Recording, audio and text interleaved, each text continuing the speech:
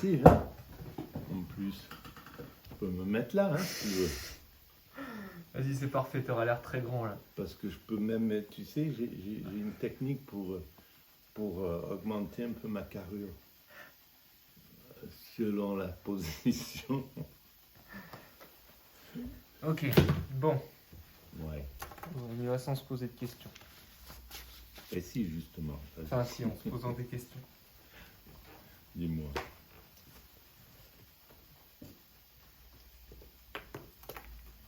Petit Nietzsche, là.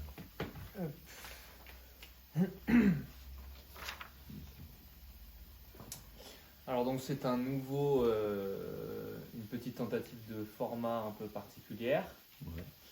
Donc, Marc, je fais un peu le travail de journaliste, je rentre dans le personnage. Donc Marc, que vous devez forcément connaître, qui il y a 25 ans a commencé, après la peinture, à travailler la mécanique universelle chez lui, voilà, sans formation particulière de philosophie à la base, mais qui petit à petit en 25 ans a fait un sacré chemin, Petit chemin. un petit chemin dans toute son humilité.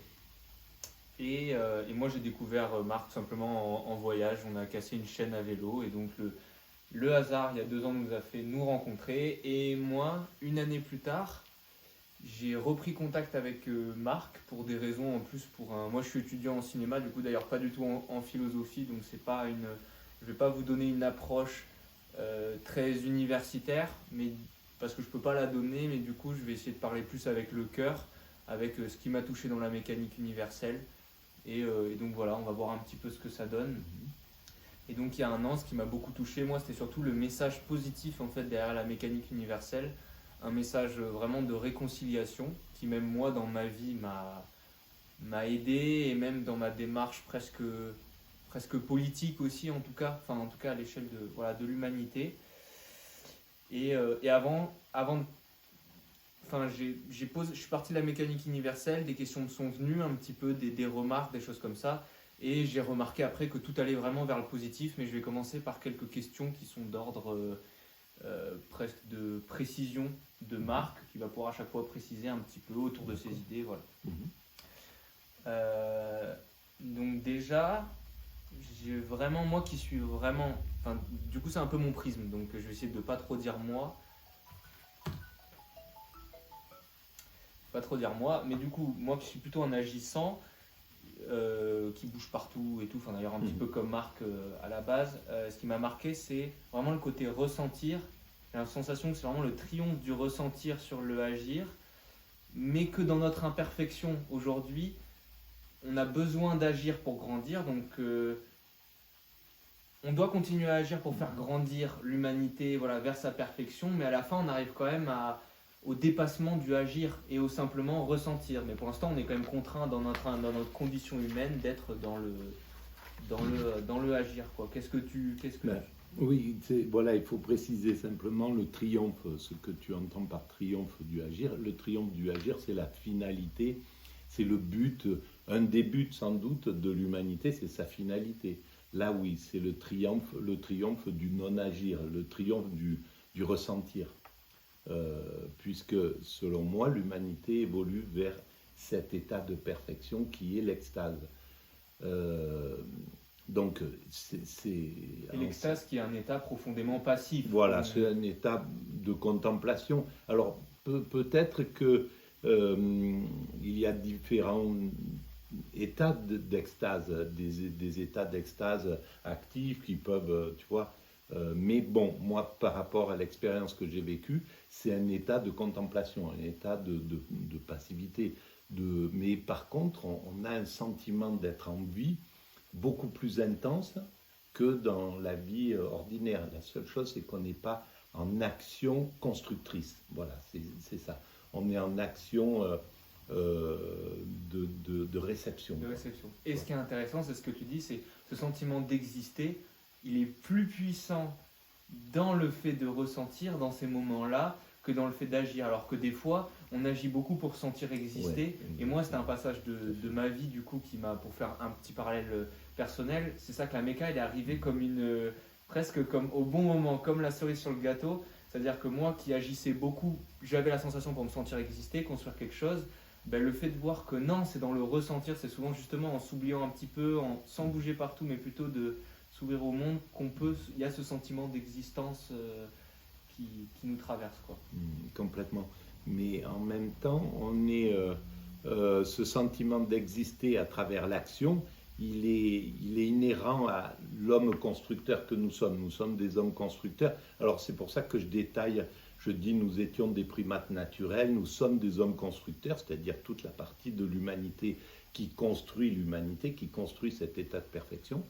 Et puis on va vers l'humain abouti. L'humain abouti, lui, il n'a plus besoin d'action. Mais nous, comme on a besoin d'action, on a le sentiment d'exister beaucoup plus intense, beaucoup plus proche avec l'action constructrice.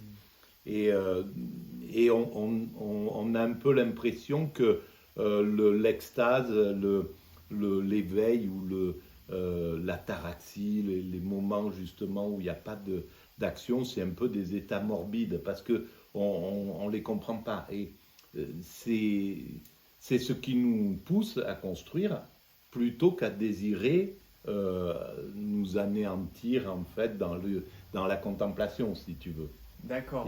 Et du coup, ma question, c'est aussi, quand on a conscience un peu de cette chose-là, du ressentir, est-ce qu'on doit continuer du coup à agir? Par exemple, toi, tu es profondément un agissant, tu fais que ça, et pourtant tu pourrais te dire, j'ai découvert la mécanique universelle, personne n'a besoin de moi, ça avance. Et donc cette question, comment agir? Doit-on agir? Moi, je vois par exemple que cette conscience que les choses avancent aussi d'elles-mêmes, ça nous rend moins dans, par exemple, le militantisme, pour prendre un exemple pareil, un petit peu concret.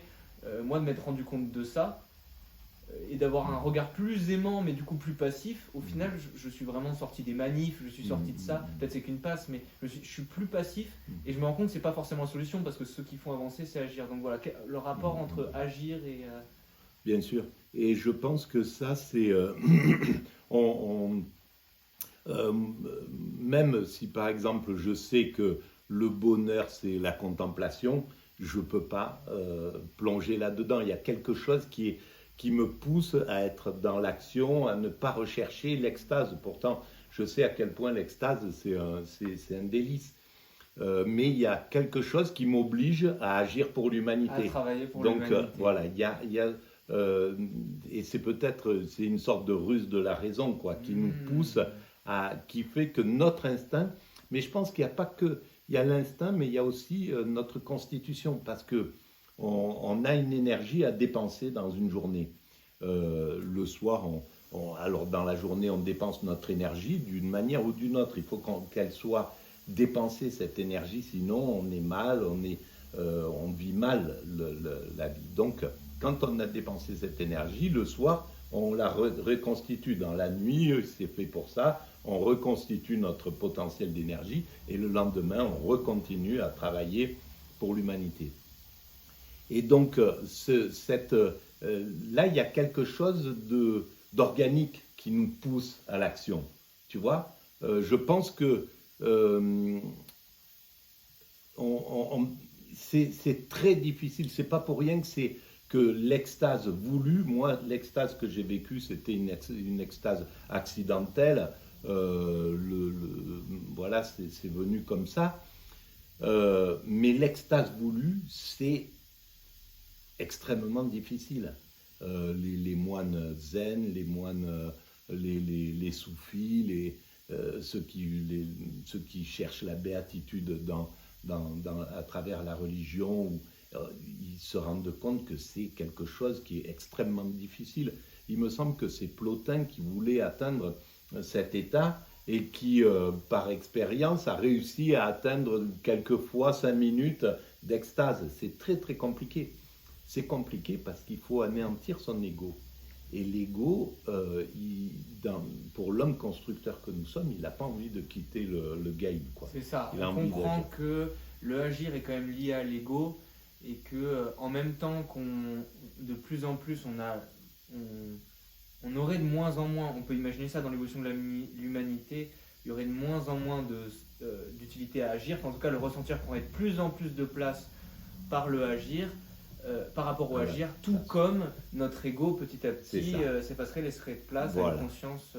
Mais avec, voilà, ça c'est le long chemin de Voilà. l'humanité vers sa Et perfection. pour l'instant, on ça n'est se pas fait. dans cette condition, Voilà. du coup, il n'y a pas besoin de se dire ah bah c'est bon, Non, je vais arrêter non, non, d'agir non. Ouais, et ouais, je vais. complètement, Et complètement. puis d'ailleurs, c'est Et parce on qu'il peut nous rend pas, heureux. voilà. Et on Ouais, peut ouais. pas, c'est Ouais, ça. ouais, Sinon, on serait angoissé, Ouais, on ouais, peut pas atteindre complètement. l'extase. Ouais, Donc, ouais. Il y a quelques éclaireurs qui le font pour, en fait, c'est très bien fait, si tu veux, l'humanité. Évidemment, il y a ces éclaireurs-là, il y a des moines zen, il y a des ascètes en Inde ou ailleurs, où tu vois, qui visent cette chose-là, mais ils servent d'éclaireurs simplement dans l'histoire de l'humanité. La majorité humaine, elle doit travailler à faire cet état de perfection.